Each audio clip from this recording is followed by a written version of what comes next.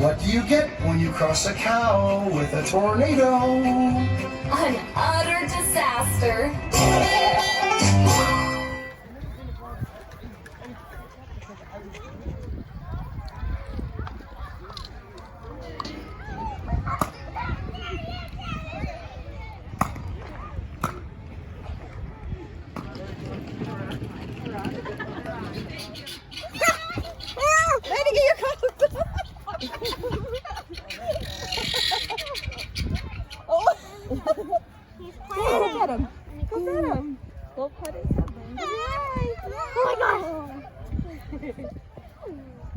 Just make sure it doesn't eat your finger.